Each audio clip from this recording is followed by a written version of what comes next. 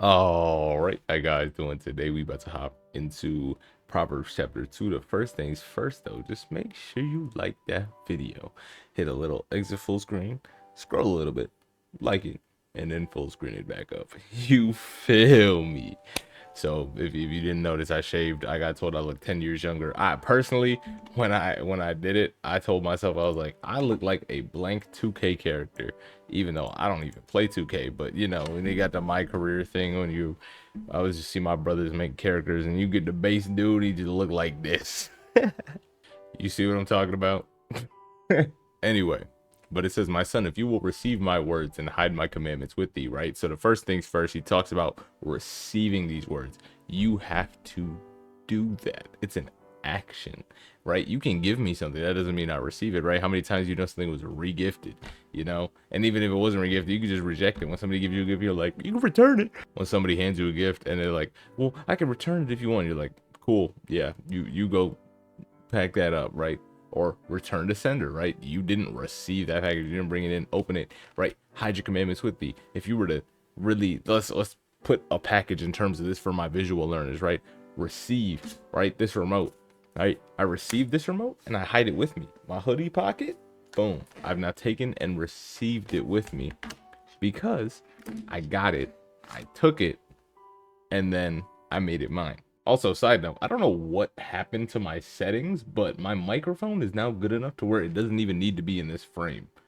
Like, my microphone's not in frame, but the audio, I believe, should still be sounding as crisp as you. That's crazy.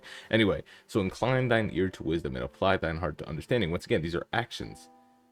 Incline thine ear to wisdom. Put your ear, read the word. It's alive, it's active, it's speaking. So put your ear into it, put your eyes into it, all your senses. Apply your heart. Make this what you seek after. If you cry after knowledge, lift up your voice for understanding. Meaning, if you're crying after knowledge, crying out to God, lift up your voice for the understanding. Right? Because you're looking, you're trying to get that understanding. Apply your heart to it and then cry for that knowledge. Incline your ear to the wisdom and lift your voice. Go to God. Because once again, you could learn things. He made a clear distinction in the sermon. There's learning and then there's the wisdom. Or my bad, there's knowledge and there's wisdom. Knowledge is just knowing things, right? I can know how to change a tire. Let me not use that example because that's different. I could know how to do perfect clean form. Like if you were power cleaned in the gym, bars here, whoop whoop, elbows all the way out. That doesn't mean I got the wisdom to apply it, because guess what? When I do it, my elbows can't go all the way out here. My elbows stop here, and I think that's out of a reflex that I think the bar is gonna hit me in my not solar plex, Adam's apple. Shout out Adam. Genesis 1. Anyway, yeah. So you get it. Cry out to God for that, right? So learning or knowledge and wisdom. Knowledge knowing, wisdom is being able to apply that knowledge, right? So anyway, if you seek her, aka wisdom, as silver and search for her as for hidden treasures, then you shall understand the fear of the Lord. Why? Because you believe and then you seek, right? It doesn't stop at that, right? If I believe that God is going to be the ultimate source of my salvation, what am I going to do? I'm going to seek after him. Why? Because if I understand the sacrifice and the ramifications of being saved, then I know I would want to chase after that with all my heart. So you'll understand the fear of the Lord, that ultimate reverence, that love, and the knowledge. And you'll find the knowledge, which isn't the wisdom, but the knowledge, right? So that's where you get that knowledge. And for the, oh, how did I say it so many times? Anyway, so the Lord gives wisdom. Out of his mouth comes knowledge and understanding. All right, for the Lord gives wisdom. Out of his mouth comes knowledge and understanding. And he brought up Colossians 2:3, in whom, I don't know if you, yeah, you can kind of see it. Colossians 2:3, right? Not 1:28, but 2:3. It's over on this side. Anyway, in whom are hidden all the treasures of wisdom and knowledge, right? And what did James say? James say, you ask amissly, you cry out correctly, and the Lord will give liberally, aka freely, and just overall, he'll just give abundantly, right? So the Lord gives the wisdom, and his mouth comes the knowledge and understanding. And guess what? All these words came out of his mouth, right? Because this is the Bible. What do we call that? The word of God. The word is alive and active. Out of his mouth comes the knowledge. How do we get the knowledge? We read the word of God, the Bible. Ooh, did I cook? Hold on. And then he gives the wisdom. Ooh, did I cook again? Hold on. Wait, let me stir that one more time, because guess what? unbelievers read the Bible and they say inconsistency, this don't make sense, this can't happen, blah blah blah blah blah blah blah blah blah. When believers read the word, we say, oh my gosh, this is that is this, and this brings that for this to be that. And oh, I love God so much. And they just can't grasp it. Why? Because the Lord gives the wisdom. They are listening to the knowledge, right? Going up here, they're applying their heart to the understanding, but they're not listening to the wisdom because he gives it, right? When Solomon asked for wisdom, that's what God gave him. He didn't have that before. Anyway, so he lays up sound wisdom for the righteous. He's a buckler to them that walk uprightly. I just got to see this in another translation. I know the purpose of this verse. He's a shield. Okay, right. So he lays up wisdom for the righteous. He said, there's some times where you ask God for wisdom and then it just hits you like a truck because he's storing it up for you. He's got it ready. He's just waiting for you to come there, right? Because what did it say? Incline your ear. If you cry after it, lift up your voice, right? You got to ask for it. He's got it right there in the back and he's building it up. He's, whenever you're not asking for it, you're going through your day-to-day life. He's like, this problem, all right, got the wisdom for that in the back. Oh, he encounters this problem, got that too. Oh, boom, boom. And he's just storing it up. All your problems, he's storing up the wisdom for.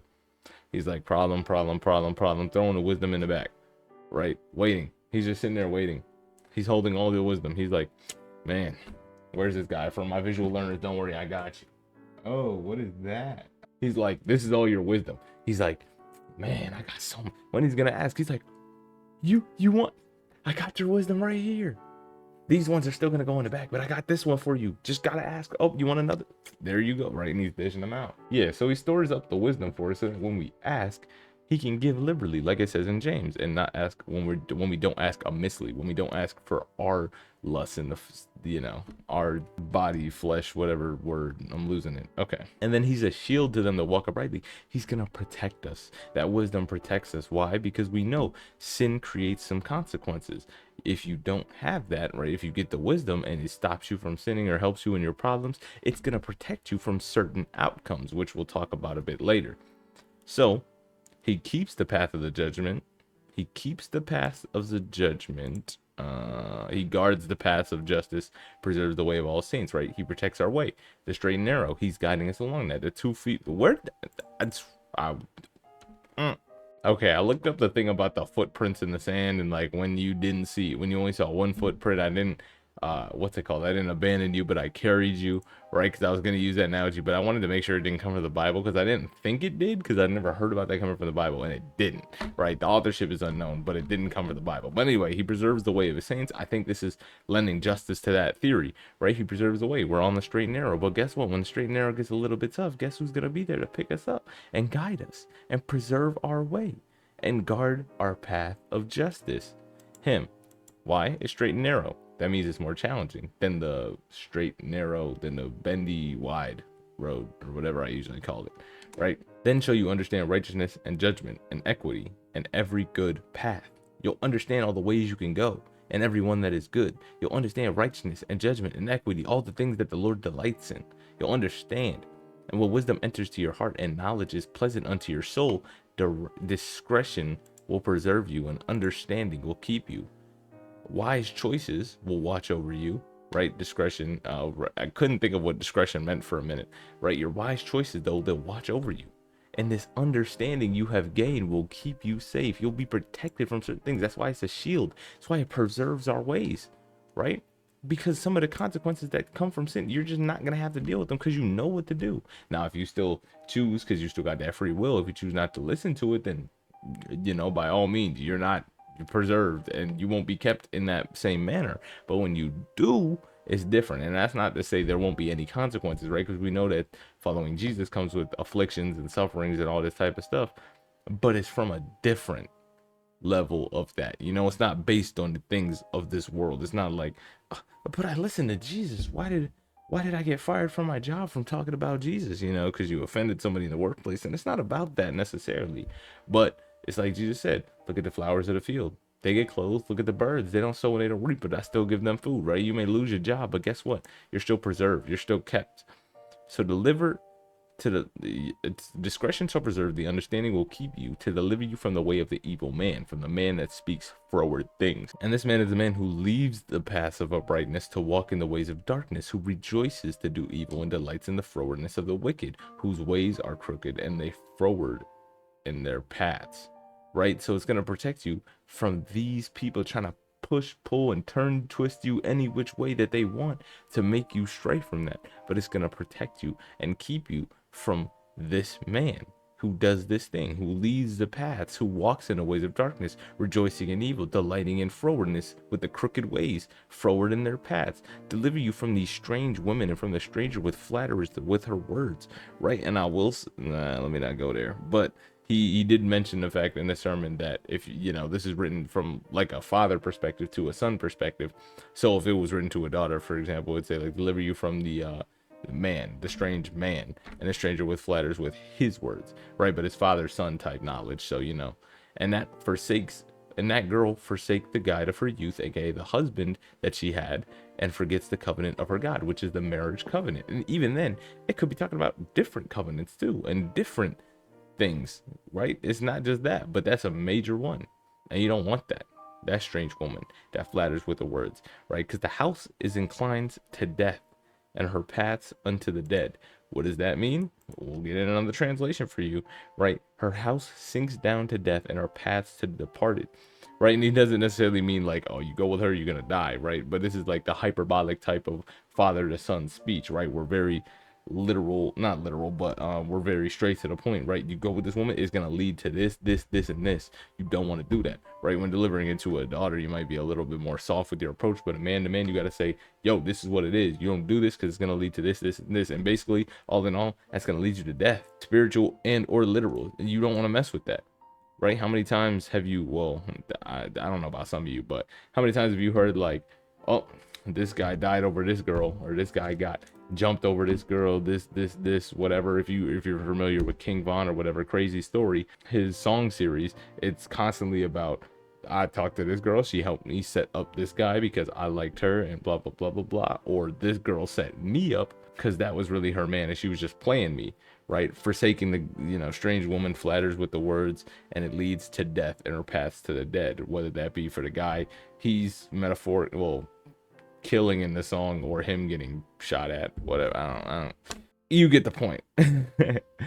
So none that go unto her return again, neither they take thy hold of the paths of life. So it's two women that's being painted here. It's wisdom, one, the first woman, who protects all your ways, guides you in everything, and bolsters you up because they're with the Lord. And then there's this other woman who leads you to death, who don't come back, and they take hold of the path of life. So you may walk in the way of good men and keep the paths of the righteous. She doesn't want that. You won't return. They take hold of you.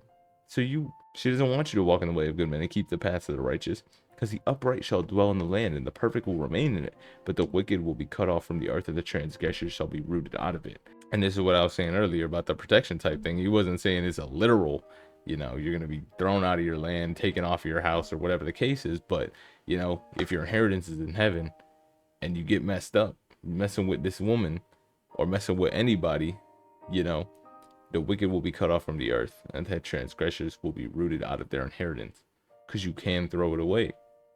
You have to take hold fast and keep it, like I said in the beginning, and keep it, right? Apply your heart to understanding, hide it with you, receive it. And you can receive it and then still give it away, but you got to keep it there. Got to keep it there. Cry after it. Seek your heart after it. But most importantly, it comes from God. The Lord gives the wisdom. This is the knowledge. Apply your heart to the knowledge. Ask for the wisdom. The knowledge is knowing, the wisdom is doing.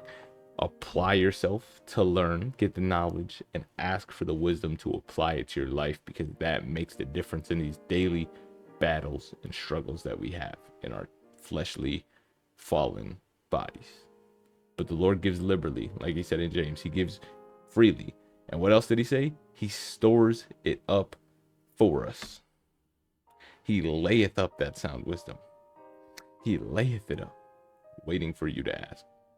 Submit yourself to God. Resist the devil and he'll flee from you. But firstly, submit yourself to God, so he can give you that sound wisdom. Submit yourself, ask for it, he'll give you that sound wisdom, and resist the devil, and he will flee from you. It's all in sequential order. Do it. All right, that's gonna be the end of the chapter. Hope you guys have yourselves a fantastic rest of your day. Peace.